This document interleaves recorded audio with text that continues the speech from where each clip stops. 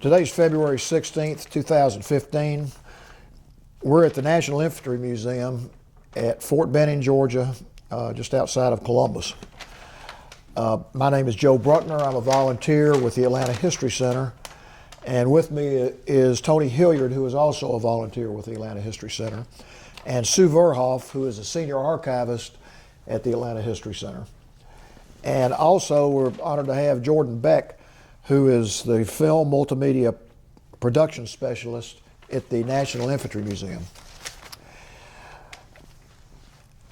Today, we're extremely honored to have Martin Pruner with us. Martin is a veteran who is not on active duty anymore, but is now in the National Guard, still serving his country. And he has agreed to come talk to us about his experiences, both in the military and just life in general, in connection with the Library of Congress Veterans History Project. Mr. Pruner, we really appreciate you coming in here, and we're looking forward to hearing about your experiences. Well, thank you for having me. Would you give us your full name and where you were born, the city and state? Certainly. My full name is Martin Darcy Pruner, Jr. I was born in Sharon, Connecticut. Okay. What is the date of your birth? February 27th, 1977. Okay. Tell us a little bit about your upbringing. My upbringing was very good. Had a loving family, mom and a stepdad. I got 3 younger sisters. And I went to a small town school in Perishville, New York, where I played soccer and baseball. Had a lot of fun. We went swimming, canoeing, camping, all around generally a great time. A lot of friends, really small town, a lot of family up there. Well, sounds like it was a good life. It was, I enjoyed it. When did you go into the military? I entered service in August 27th of 1996. What were the circumstances? Did you join voluntarily? Did you get drafted? Or I joined. There was no draft at the time, so you obviously didn't get drafted. So. I joined voluntarily because it's a family tradition. Yeah. My grandfather was in the Army. My grandfather on my mother's side was a Marine. And I can trace my history back to Lieutenant Colonel William Barrett Travis at the Alamo. Oh. So I'm related to him. So it just seemed natural for me to join the military. Yeah. So your parents, I assume, were understanding and were glad you joined, I assume? On the outside, they were understanding. On the inside, I'm sure they were scared and don't want their oldest to go off somewhere. But, you know, in order to achieve greatness, you got to get out there and make something happen. You just can't sit in a small town and not do anything. Well, that's a great philosophy. Yes. Where did you start out in your military service? Where were you stationed? My first duty station after basic training was Schofield Barracks, Hawaii. Okay. And me being an 18-year-old, 19-year-old child, all the way over there, God help us. Well, talk about that a little bit. Well, there's a lot of stuff to do out there. There's a lot of fun stuff to do. And when you finally become of age to drink, there's a lot of places to go partying. All around Hawaii was a magnificent place. There's the beaches are always warm. And with the 25th Infantry Division, you get to go to all the Asian countries because that's their area of expertise. So I've been to Thailand, I've been to Japan, and all those other cool little islands out there. Yeah. I kind of missed out on the Australia trip, but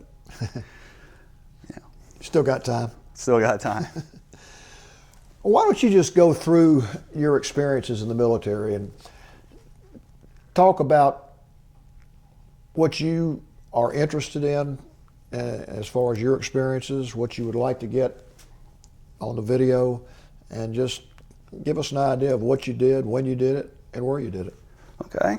Well, when I was stationed in Schofield Barracks, Hawaii, I went through a lot of training. The first one I went through was Dragon Gunnery Course. If you don't know what the Dragon Gunnery Course is, it's an old anti-tank missile that's really huge, about this big. And we used to be called 11 Charlies. We used to carry this thing around before. We also had the tow missiles, but they kind of got rid of that, and now the new Javelin's out there. So the Dragon, it was a fire, and you had to keep your crosshairs on it. And any little correction you made had little boosters on it. So if you went left a half an inch, it would fire. So it kept firing, and it had this long filament stuck to the back of it that would give it its signal which way to go back and forth. So that was the coolest, one of the cool trainings I got to do. Then I got to do combat lifesaver course, where you get to learn how to help people with gunshot wounds and all that other stuff. Learn how to give IVs, which they don't teach anymore, but back in the day, when I went through, they still taught it. Well, went through EIB a couple of times out there. Unfortunately, I didn't get it the first 2 times. And just in case somebody watches this and does not know what EIB stands for. That's the Expert Infantryman Badge. Okay, don't get it confused with the Combat Infantry Badge. They look the same, but the Infantry Badge has no wreath around it. The Combat one does. Okay. That's the difference. Okay. So I got to do a lot of other training. While I was out there, I got to go to the armor course, learn how to fix military weapons. Sparked my interest right there. This is the coolest thing ever. Get to fix 240s, M4s, M249 SAW squad automatic machine guns, 50 caliber machine guns, sniper rifles. I mean, that was the coolest thing that ever happened to me up to that point. So I got stuck in the arms room fixing all these cool weapons that the military had. I'm 21, 22 years old, in charge of $350,000 worth of equipment. I mean, that's awesome. But after I left there in 1999, I joined Airborne School. Reenlisted for Airborne School, Fort Bragg. So I came back home to Fort Benning, Georgia, did my 3 weeks Airborne course, went up to the 82nd Airborne Division. Was stuck up in the division headquarters of the G3 as a personal assistant to Lieutenant Colonel James L. Huggins Jr. I remember his name because he made such a great impact on my life. One of the great leaders I've ever met. I mean, he'd tell you how it is, straight up, but there was a learning experience in it. I was there for approximately 3 years, and September 11th happened. I did not know it was happening until I was sitting at my desk and I got a phone call. You need to turn on the TV. Something happened. Okay. So I went in the colonel's office to say, sir, can we turn on the TV? Something's happened. He said, yeah, sure. So we turned on the TV just as the second plane is running into the tower. Wow. And both of us go, holy shit. Yeah. And then you can see at the bottom the ticker tape going off. Pentagon got hit. That man jumped up out of his seat and he was gone. He went straight to the general's office. And I didn't see him for another 10 hours after that fact. Wow. They closed Fort Bragg down. Everything stopped. If you weren't allowed on post, you weren't getting on. If you weren't supposed to be there, if you were just visiting, sorry, you had to go. And it was crazy. But I tried to stay to deploy with the 82nd. Unfortunately, before September 11th, I came down on orders for Korea. And up in the G3, we weren't ready to, they didn't need all their men. Okay, the unit down in that was deploying needed all the people. So I still had to go to Korea. Once in Korea, I was at Camp Greaves. Now, if you don't know where Camp Greaves is up on the DMZ. I mean, it's not on it, but it's close enough. You could see the North Korean propaganda flag, that big one that everybody always talks about. I saw it every morning. It was with the 506, first of the 506 Kurhis. And we had to patrol and do all this cool stuff over in Korea. Now Korea, if you've never been over there, it's a totally different animal. It's like being in the North Country, in the northern states, because it gets hot in the summertime, nasty hot. Winter times, they're cold. And they love to do training in hot and cold. Training in summertime is called the triple sweat, because that's what you do. You just sweat from day one to the day you get done. And we do a lot of exercises. And I was awarded a ARCOM out there for one of the FTXs that we were doing out there. I was on Overwatch with a bunch of Javelin systems, which are the anti-tank missiles. And I destroyed 3 M1A1 Abrams bad guy tanks and took out a squad of dismounted and a Bradley vehicle. before they called fire on our position. Now, where were they located? They were, from our vantage point, they were about 600 meters below us. After the tanks were destroyed, they started calling fire on us, so we pulled back to a safer position, and then the Bradleys came up and they started lowering the backs down and let all the people out. Well, as soon as they let them back, I had all my guys online, and of course we had the lasers and blank rounds going. And as soon as they opened up the door, we opened up on them, so we took out pretty much everybody. And that got absolutely no news exposure, did it? No, not for FTXs. They don't do that much. But what did get a lot of exposure out there was we had a death out there. It wasn't an Army guy, it was a local. We had a convoy of tanks going down the road, and one of the tanks ran over a little girl. So we had to stop and consolidate and everything, and we all had to go back. But once we were back at our post, things started getting rough out there. There was a lot of riots and a lot of people mad saying, hey, we blame you guys for everything, this and that. And then they go to the gates and try to knock the front gates down. So we got called up to go to all these different camps out there to help protect from all these rioters. I understand they were mad and stuff, but there's others to do it, and then trying to break in a military installation. Yeah. But I got to leave there. I got to go to, actually, before I left, I went to PLDC, which is coming from specialist to a sergeant. So I got to do that school out there. So I extended a month while I was out there to go to this school. So once I got done that school, the reenlistment guy came up and told me, hey, you want to reenlist or you want to go home? Well, what are my options? Do I get paid or what you gonna do? He's like, well, what do you want? I want to go back to Hawaii. I love the sun, I love the surf, I love swimming. What better place to do it? I get a house out there, guess what? My family can come out there. People would never afford to get to spend time out in Hawaii. All you gotta do is buy a plane ticket, you stay at my house. Yeah. So he was like, well, nothing's open right now. I was like, well, I guess that sucks. I guess I'm going home. A day later, that man come over and says, here you go. I got you Hawaii. I signed that day.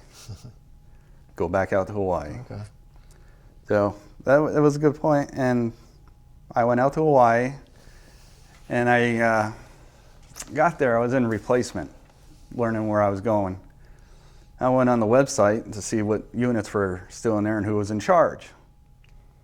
2nd Battalion, 35th Infantry, Cacti, was in charge by Lieutenant Colonel Michael McBride. Well, Michael McBride was an old friend of mine from the 82nd. He was a major at the time. He was the assistant to Colonel Huggins. So I got to know him then. So when I found out he was there, and the Sergeant Major Arthur L. Coleman Jr. was my first sergeant back at the 82nd, at the headquarters company. He was the Sergeant Major. So naturally, I had to go show my face. I knocked on the door. He looked at me, he says, holy shit, what are you doing here? I was like, sir, I reenlisted, come back out here. He goes, all right, well, what unit are you going in? I said, I'm going to 2-5, right next door to you. He said, oh, okay.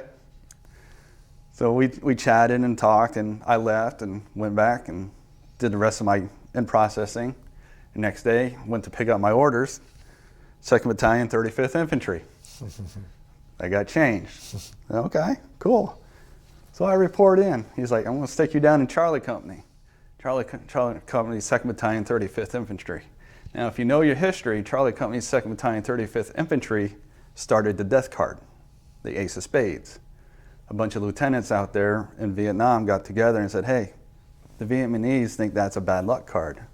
So they got a hold of the Bicycle Company, and they have a whole deck of nothing but Ace of Spades cards, which they still have out there in Hawaii up on the board.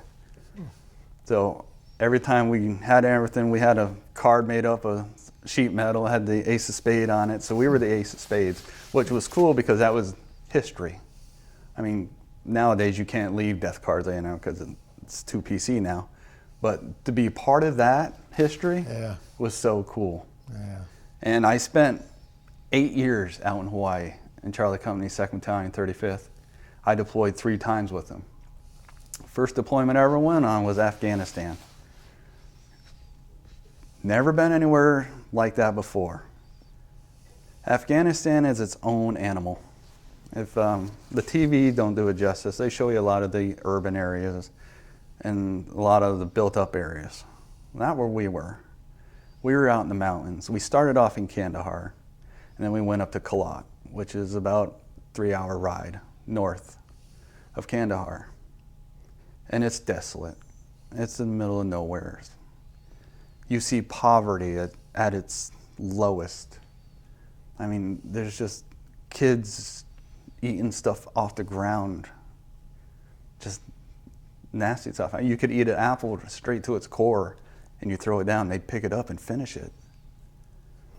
And it's like a barren wasteland. It's like post-apocalypse. And you get out there in some of them places, it's just like being on Mars. There's nothing around you. And these people are trying their hardest to survive day to day. You know, night to night. They don't know if they're going to make it. They don't know if they're going to have enough food.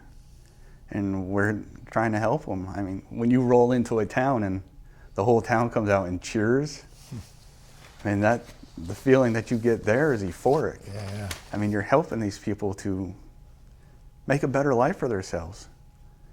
And you're doing everything possible, and the Taliban or Al-Qaeda, whoever's in that area, are telling them different. And so we bring food and water and, you know, help build schools and police stations, try to help build up their military. But yeah, that was a trifling time because I remember my colonel saying, he's like, well, while you're over there, it's not if you'll see combat, when you'll see combat. I didn't really know what it meant at that time. I was like, what do you mean, if or when? Well, he was right. It's not a matter of if, it was a matter of when. I saw it firsthand. Now, movies don't do it justice when bullets are flying at your trucks or at your body or at your head. I think the best one I've ever seen is from Black Hawk Down when he says, how do you tell if you're shooting at you? Well, if you hear a snap or a whiz, it's 2 different sounds. The snap, they're just shooting. If it whizzes, they're shooting at you. So I got to experience that firsthand, and after all said and done, I was put in for the Archon with Valor for my actions on that firefight day, helping save 2 of my friends who got hurt. One got shot in the arm, and the other got his eye taken out. Would you give us some detail about what happened? Well, when we reached the town, we dismounted, we got off our trucks, and we started clearing the town while the leaders went in and talked to the leadership and talked about what was going on. I was in a house searching with the rest of my squad. And I could hear something outside, but I wasn't sure what it was. And then an interpreter came through the door. He's like, Mister, they're shooting. Okay, what do you want me to do about it? He goes, no, they're shooting. So I come running out, and there's 2 bad guys, ACM, Anti-Coalition Militia, shooting at our gun trucks. They're in a position, they were riding a motorcycle, and they drove by, and they took position down in a gully. Started doing fire. Well, what our gun truck did was they chased them for a little bit, and they turned around and shot the gunner, shot him in his arm. So the gun truck had to come back. So they came back to try to take out the rest of us. At that point in time, the other gun truck came up and started suppressing them. I got my squad on line up behind the truck, and I looked for my lieutenant, Lieutenant Stokowski. Sir, what do we need to do? And he's like, we need to flank. Just military drills that we practice over and over again. We need to flank right. Roger, got it. We're flanking right. So the gun truck and everybody else suppressed fire. Well, one of the guys had a 203, a grenade launcher under his rifle. He locked and loaded it and fired. Well, the concussion from that explosion going off in the tube loosened something up on the truck. It was a bolt or something, and it caught him in the eye. It tore his eye out. So that was our second casualty. Well, he's losing blood, my other friend's losing blood. We need to get the medical choppers in here now. So I flanked right, and they were both still in the gully. They didn't know we got over there. So we were laying suppressive fire. Lieutenant Skowski and myself, PFC Sims was there, and Sergeant Woodlock was there. We all dismounted. One of the guys tried to come up out of the hole. He didn't see us there. And we quickly took care of that man. The other guy was still in the hole fighting. I don't know why he just didn't give up. He was outnumbered, but he kept firing and firing and firing. And grenades were getting thrown, nothing was happening. Nothing was hitting him. So Lieutenant Skowski's like, Sergeant Pruner, we need to get this guy out of the hole. So I took a hand grenade, I prepped it, stood up, and I threw it. I made it into the hole. There was a loud explosion, and then dead silence. Is it over? Or is he waiting? Well, we don't know. What should we do? Hey, Sergeant Pruner, you need to take your squad, get online, and go from here, cross the area, clear it, and set up a landing zone. Roger that, sir. So we got online, and we started clearing, and we got to the hole. Cautiously got to the hole, looked down, and he bit the grenade. It tore his right arm right off. I mean, this whole part was gone. He was dead. So I radioed back, hey sir, KIA. He's like, all right, keep moving. So we moved forward to the far as we could go to the next hill so we could see, to Overwatch. They cleared the area, called in the rescue choppers. Rescue chopper come in, and I like to say both of those guys that got hurt are still alive today. Well, but needless to say, you were extremely courageous in that action. And after a firefight, your adrenaline's pumping. I never experienced adrenaline like that before. I mean, I'd done some stupid stuff when I was a kid, jump off bridges into water 30 feet high, and do all kinds of crazy stuff. But that adrenaline is, you got to harness that one. Because if you don't, it's gonna, you're not gonna sleep for days. Yeah. But, you know, when we got back there and it was just, wow, I just survived a gunfight? Then you start coming down off it and you're like, man, that could have been anybody, any one of us. But the training and the stuff that we did and the practicing and practicing and practicing, even though you're like, God, why are we doing so much training? This sucks. It works. Mm-hmm. And if you don't practice it, practice makes perfect. And if you don't know it, you're going to get hurt. Mm-hmm. So I'll never bitch about training again. Yeah. Never. But yeah, that was a different experience that I had to endure. And many more to come after that, but you'll never get used to it. I don't care if anybody tells you, oh, it's just a firefight. No, it's not just a firefight. People get hurt. You don't like to see your buddy hurt. I mean, you're putting your life on the line for this guy, and he's doing the same for you. Yeah. So you're fighting and fighting and fighting, which I've never experienced a brotherhood like that ever before. I mean, the whole year you're sleeping next to this guy, and it's like a big family. You fight and you throw stuff at each other, and then 20 minutes later you're made up and you're watching TV or playing an Xbox together. Yeah. So, I mean, you eat together and you do everything. I mean, you just get some guy from a different state, you just become friends, and you just never experience a brotherhood like that you get. I mean, who would have thought that coming together like that would build the strongest team ever? A special bond, huh? It is. It's some people never, I mean, a lot of people are in the military, I got it, but the infantry is a little different. You're around each other 24/7, 365 days. And especially in combat, because you eat, sleep. Sometimes you don't sleep. There's really, you don't have time. You just, because the interpreter will have the radio and he'll hear the bad guys over the radio. Hey, they're in this area. So here they come. So here we go. Yeah. So.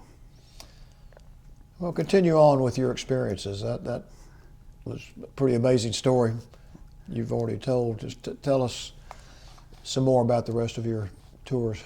Okay, well, once we left Afghanistan, went back to Hawaii, got to cool off a little bit, got to go back to swimming and stuff.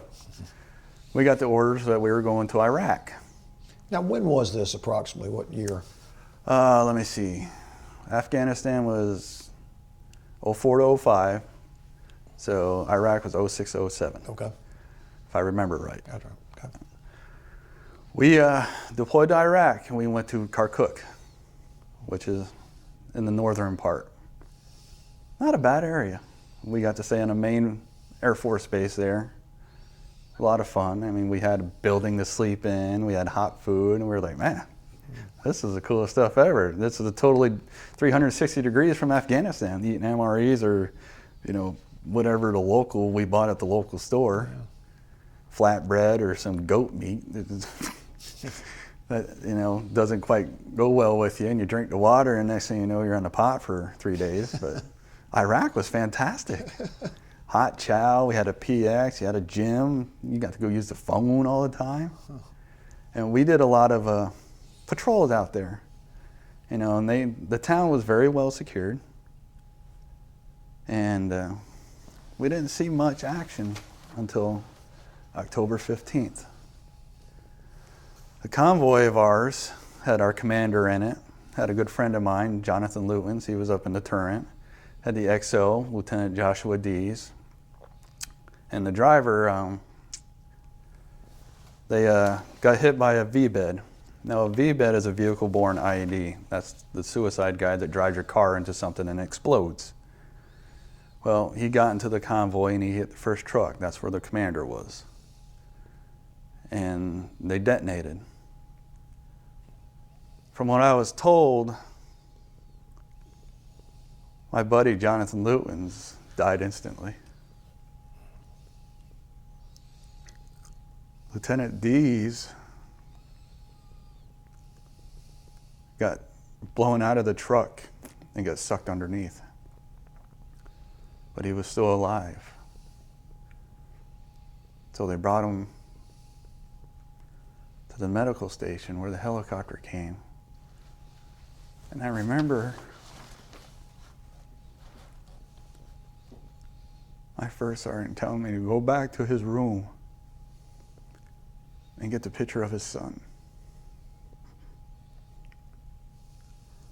Roger that, First Sergeant.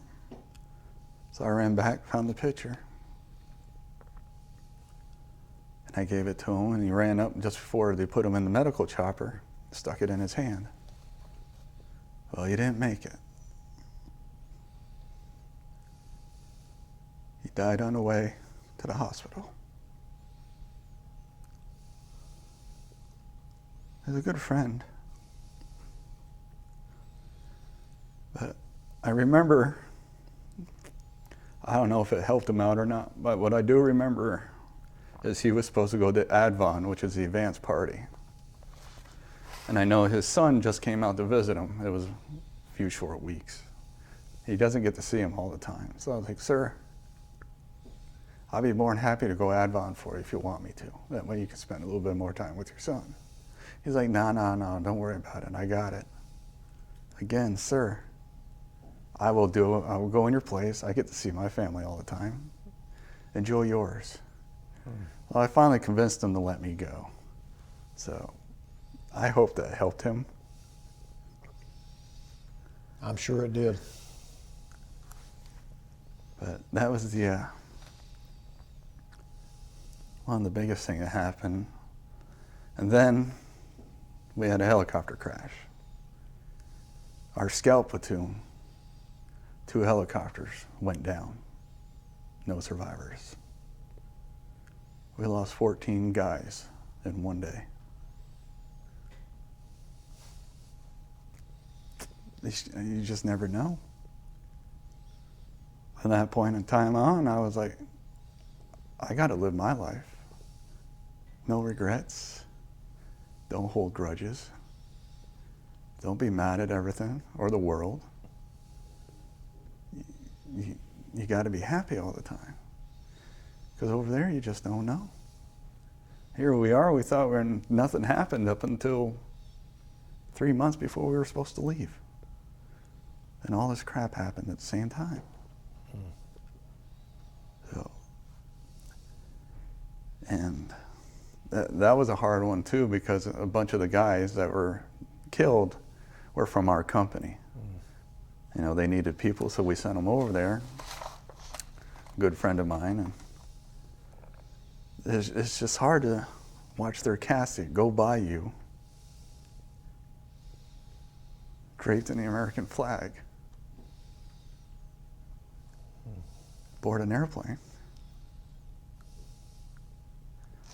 You'll never get to see them again.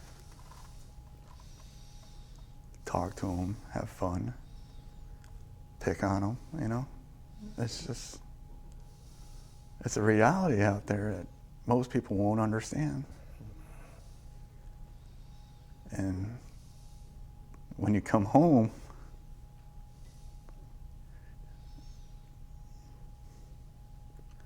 it hits twice as hard.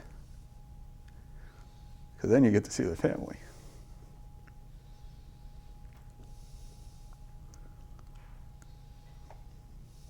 You know, could I have done something better? Oh, could anybody have done something better? What if we weren't flying that day? What if we weren't out driving that day? You know, why?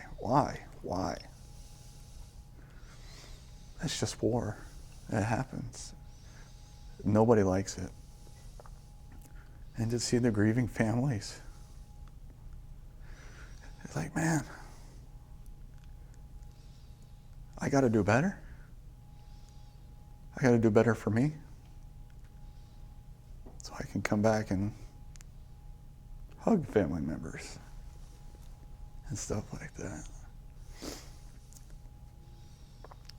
So we had our own little party for the fallen. Talk about that if you can. A couple day binge drinking didn't help much, but you know, that was our way of, how can I say, glorifying their existence. Right. And of course we have our military balls, and we didn't do all that, and we have the taps that play for them and all good stuff, but it'll never leave you. Yeah. Those friends will never leave you. But time rolls on. It heals, but it doesn't. Got orders again, heading back to Iraq. What was your feeling when you got the orders to go back? I mean, just emotionally and... I was like, son of a bitch, we just got back. Not again. But, you know, from what I was told, that the rotation from our other unit, they couldn't do it because they were still doing some training with new vehicles and stuff. So we got put into place. So we went back. This time we ended up in Samarra, Iraq, which is southern part of it. Now it's right by what I was told is one of the biggest lakes in Iraq, called Lake Tartar. And if you ain't never seen a nasty or disgusting lake in your life, this one will take the cake. There are people that will go fishing, they'll catch fish, no shit, this big, like this big around. Gee. They're carp. Oh. They're just nasty and they stink. Yeah. They're the grossest thing ever. Yeah. But one of the cool things about being in Samarra, it's a very religious site. They had I think it was called the Spiral Minaret there. It's a tower that they built, and it goes up really high, and it's a spiral staircase all the way to the top.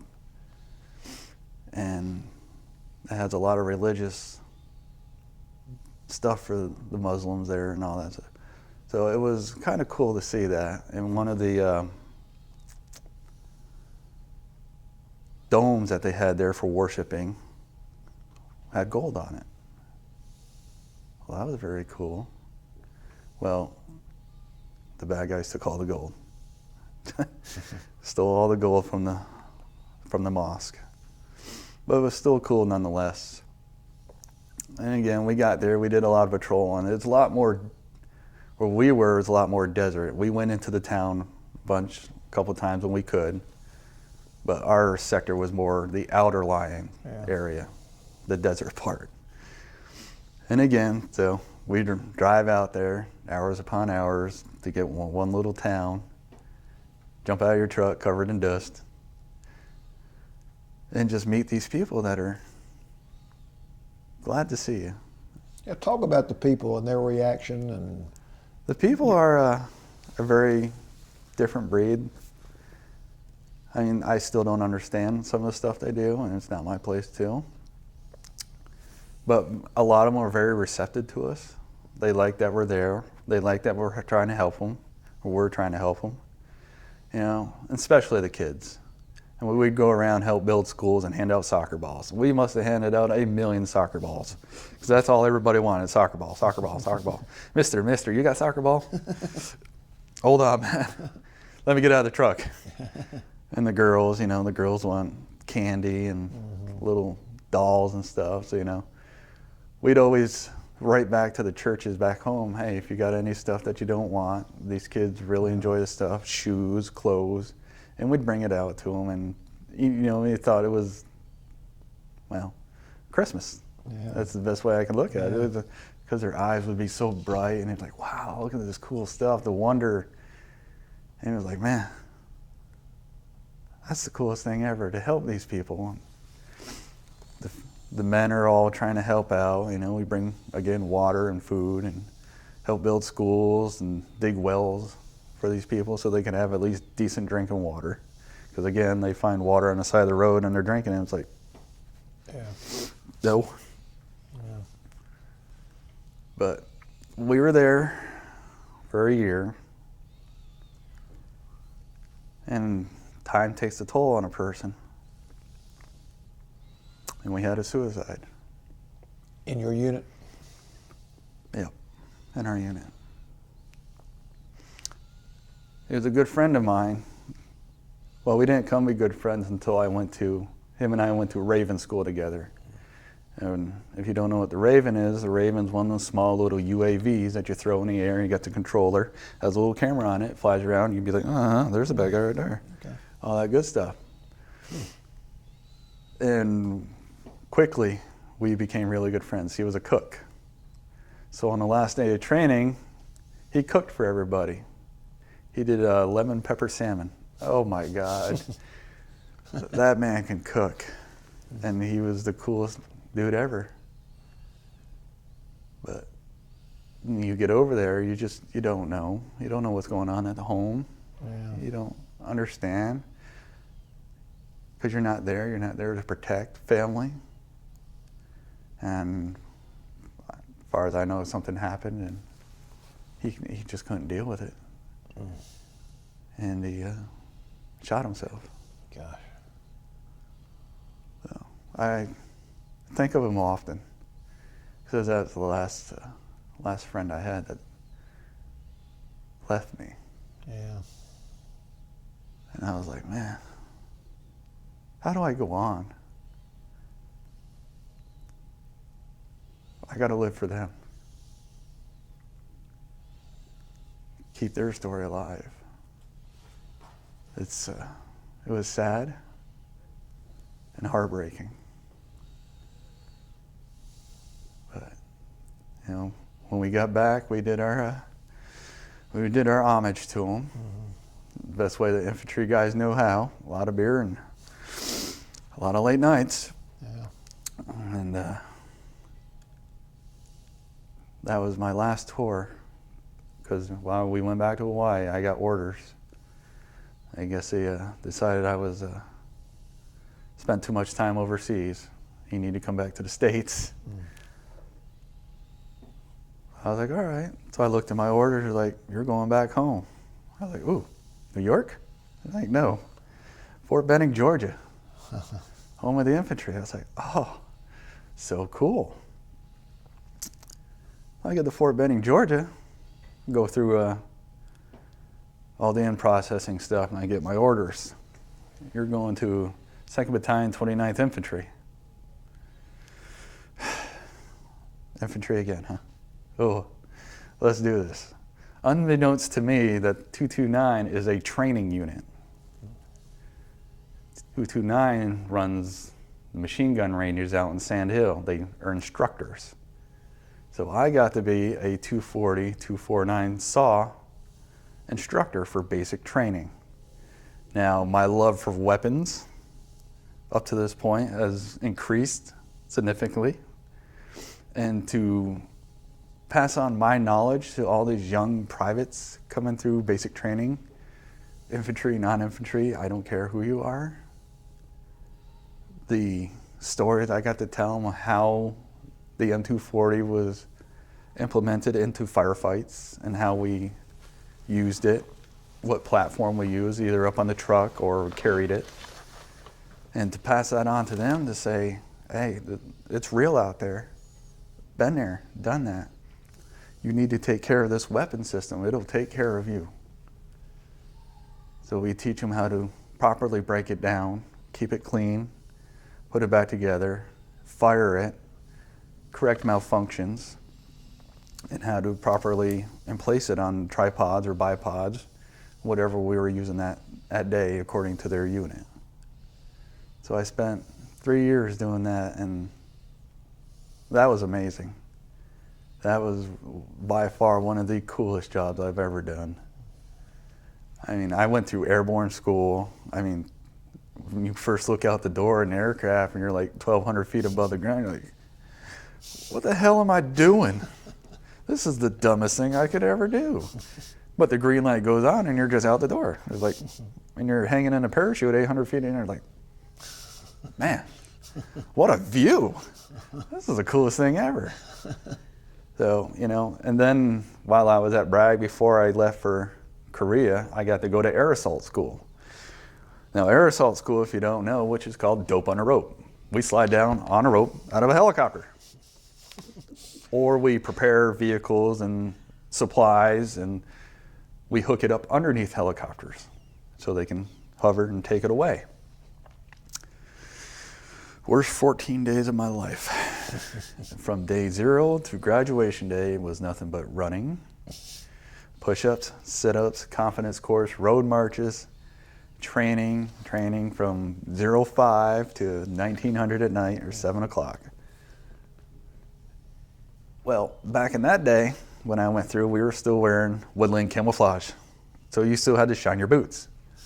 Till next morning inspection, your boots had to be shiny. Your gear had to be clean. If you had mud on it from the day prior, everything had to be spotless. So by the time you get home, get something to eat, shower, get done all your cleaning, it's midnight. And you got to be back there 4 hours later. And that kicked my butt a little bit. I thought I was in shape at that time, but that kicked my butt. And the final test after you do your rappel out of the helicopter, you got to do a 12-mile road march in 3 hours. Now, I've done road marches before while in the infantry, and I've made all road marches, but for some reason, this one hurt. I came in at 2 hours and 52 minutes. I sat down, took my boot off, and my feet swelled. I couldn't put my boots back on. That was the dumbest thing ever. Don't ever take your boots off after a road march. Don't. That's not good, especially that long. And so I got what was called a double stack. I had the Airborne Air Assault. I was missing the EIB, CIB. Well, of course, when I went to Afghanistan, I got the CIB. But before we left, we got to do EIB training again. Now, I've done EIB training a good 4 times up to this point, and something always gets you. It's either a grenade, or you don't do the chemical mask correctly, or you don't put a weapon together fast enough, or it's just something, you know, stuff you do every day, but when they say click, click, go, you screw it all up. Finally got it. Got my EIB. Out of the whole company, 5 of us got it. Out of 120 people, 5 of us got the coveted Expert Infantry Badge. So. You must have been quite proud of that. Proud wasn't the word. I'm more euphoric at that point in time, because that was a big deal to me, because that's something that shows, hey, because it's not, again, it's not hard. It's basic military tests that you have to do, but there's 29 of them. You have to put a 50 cal in operation. You have to load, fire, and unload a 240 machine gun, 249 saw. And back in the day when I did it, you still had the camouflage. You still had to paint your face all up, paint your equipment, you know, get rid of all the shiny stuff. Of course, you had land navigation at that time. Of course, you didn't have all the high-speed pluggers and map stuff that you had today. It was a map and compass. And here we go. And that was special for me, because that shows that I know my job as an infantryman. If you call on me to do a certain task, I got the qualification, I can do it. And I've been to many other schools. I've been to several combat lifesaver courses, because you gotta refresh every certain amount of time. The Raven School, the Armor School, the Dragon School. At Fort Benning, I got to go to ABIC, which is Army Basic Instructor course. Now that course is necessary for you to have before you go be an instructor. Now that was 5 days of me never ever standing in front of people talking, ever. Nervous. My first time. You could pick any subject, but you had to talk about it for 5 minutes.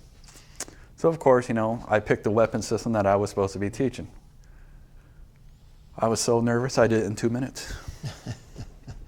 I ran through it so fast, the dude was like, you fail. I was like, no, God, no, don't let me fail. He's like, that's strike one. I was like, God.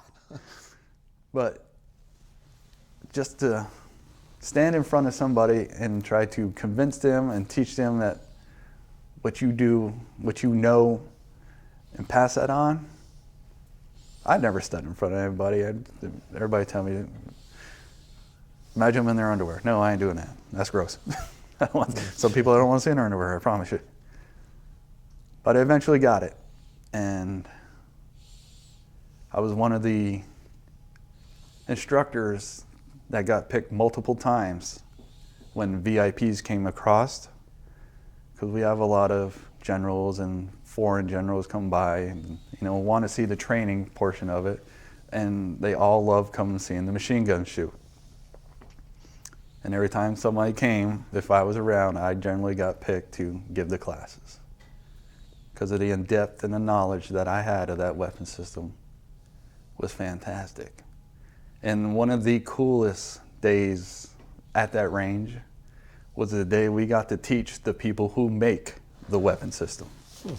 They actually came down here for a couple of days and trained with us, and to sit there and have them tell me that was an awesome, fantastic job. Your knowledge of that weapon system is immaculate.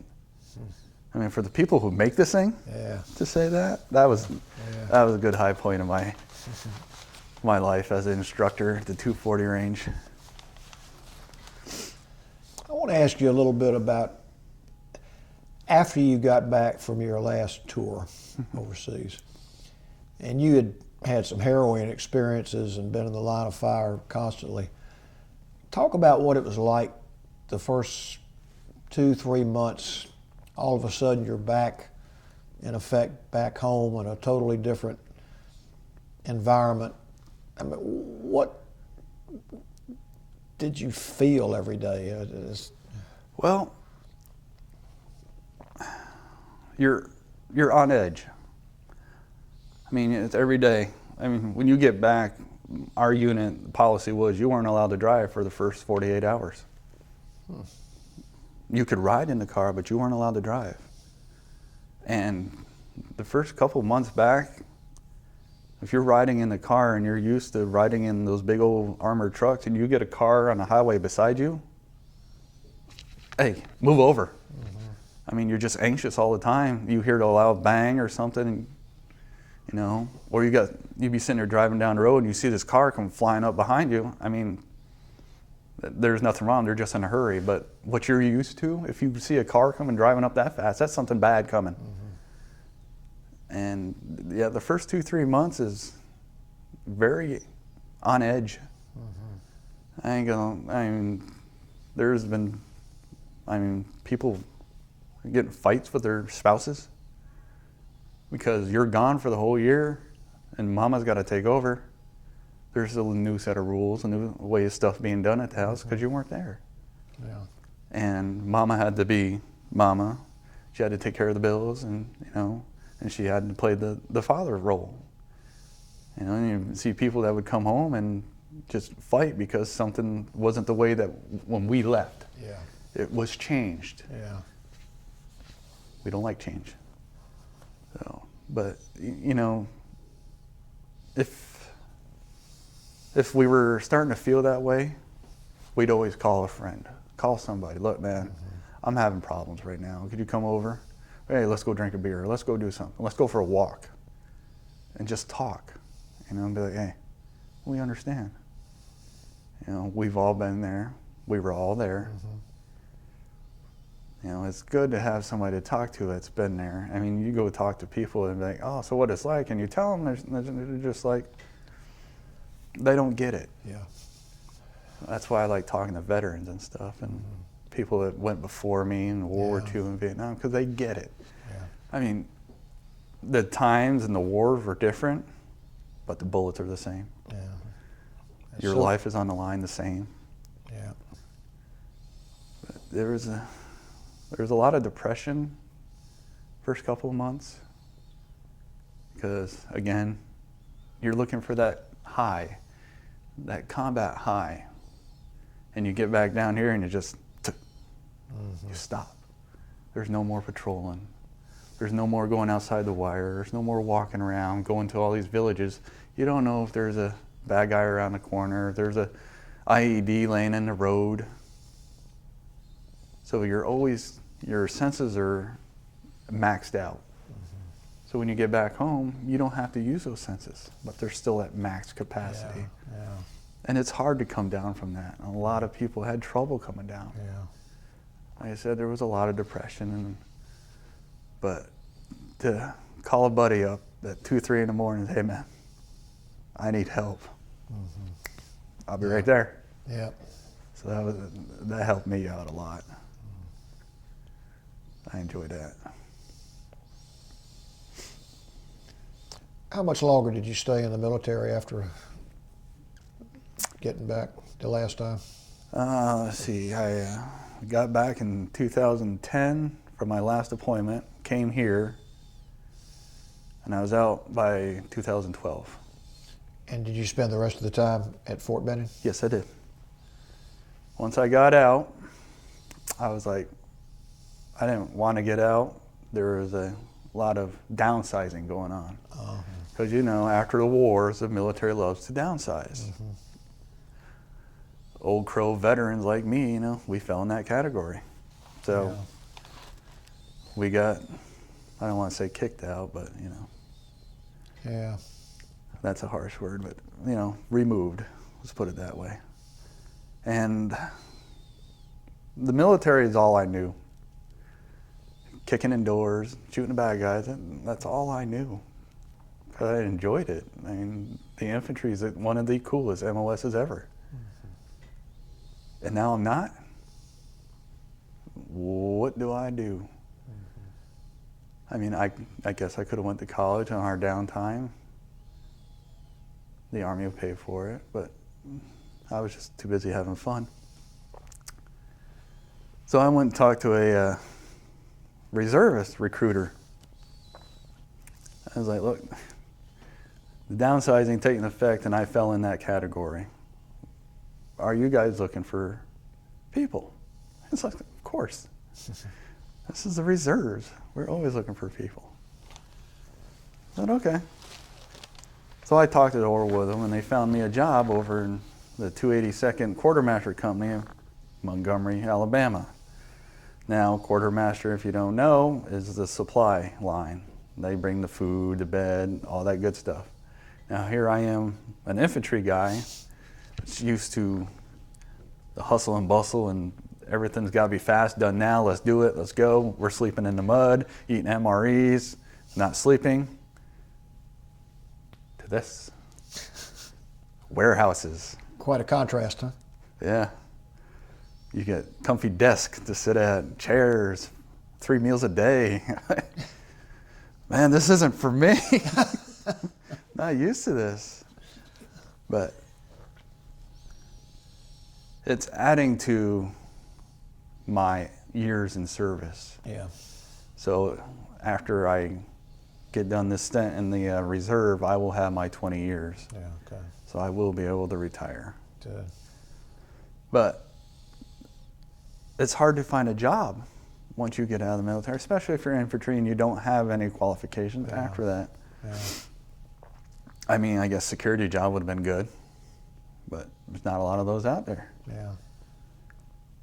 So trying to find a job that fits you, or something that you enjoy doing, Yeah.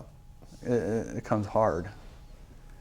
So I found a job at the National Infantry Museum.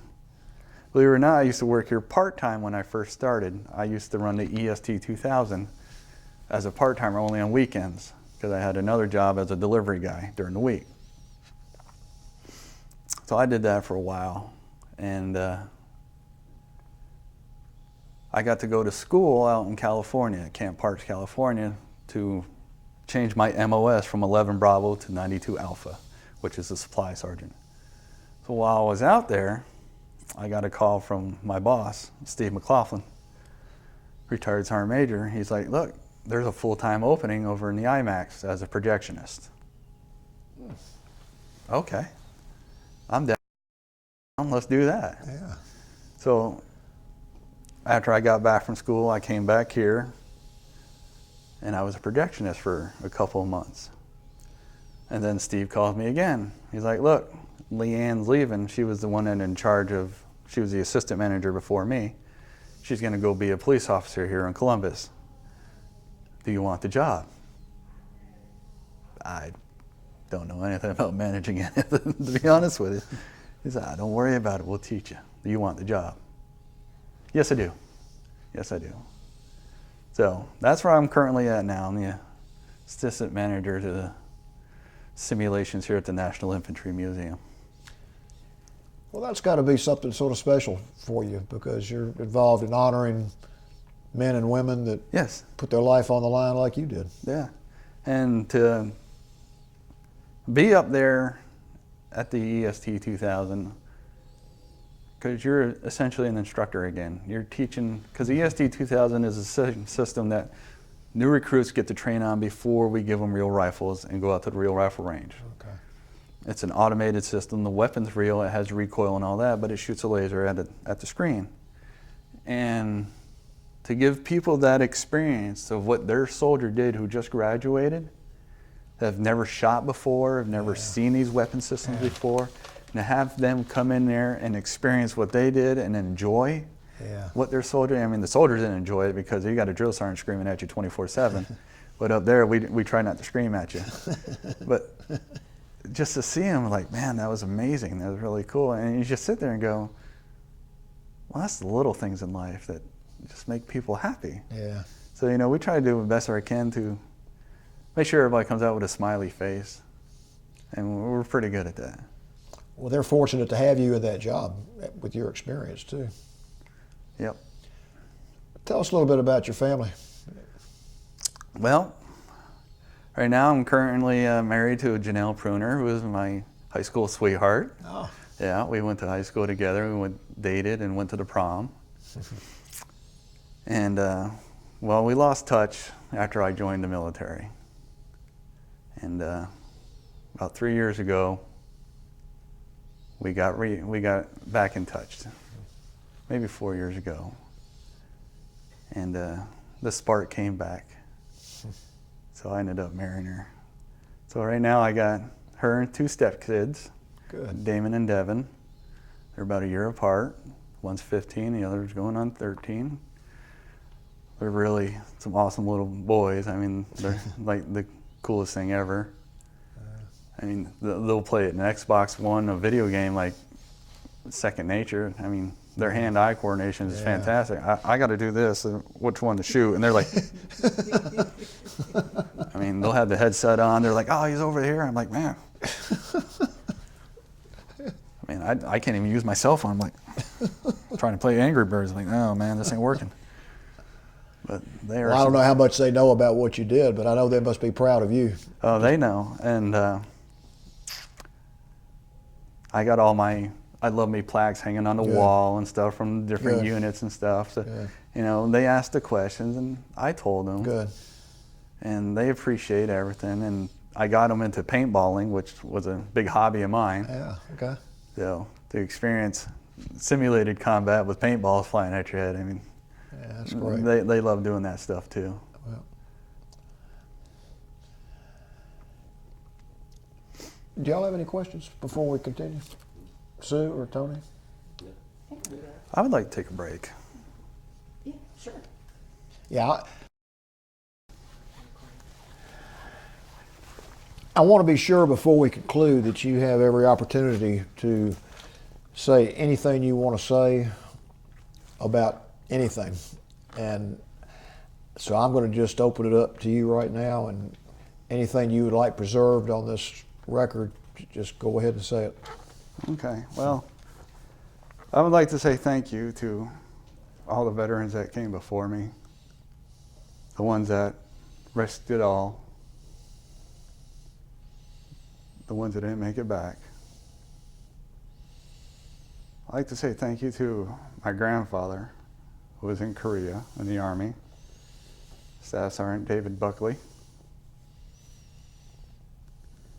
He's a hell of a man. I love him to death. I'd like to say thank you to my other grandfather, Clarence Travis, who was a Marine in Korea. And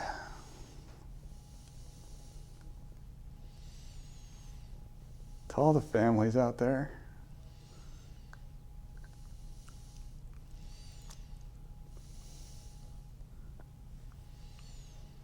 there's going to be struggles when you come back. There's going to be hard times. I've experienced them. I miss my son, Gavin Pruner, all the time because he's with his mom. I don't get to see him much. But families got to be strong and stick together. That's all we got.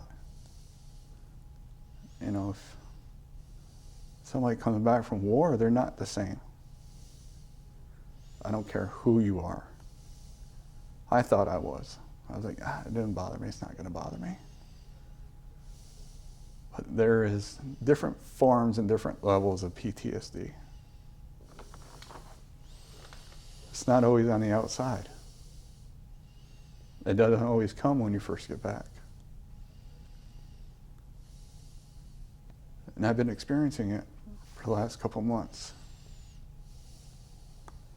And there are fantastic programs out there to help people to deal with it. And I encourage you guys to go do it before you make stupid mistakes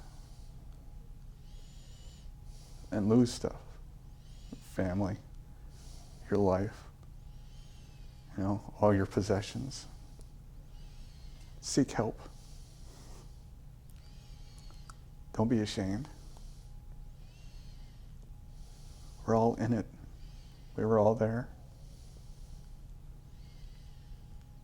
And to the future veterans and combat arms people, don't take life for granted. because you just never know. You can just be walking down a road and step on something and that's it. You're gone. Take your time in the military to achieve goals. Don't let your goals be the end of you. Always strive for better. Strive for higher.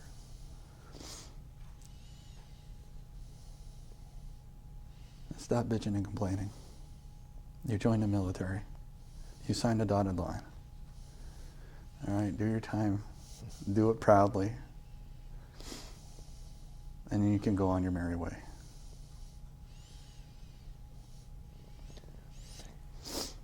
I don't think I've ever heard anybody deliver the right kind of message the way you did. I wish everybody in the country could hear that. And I also can't tell you how much we appreciate you coming in here and telling your story. I mean, you are obviously a very brave individual.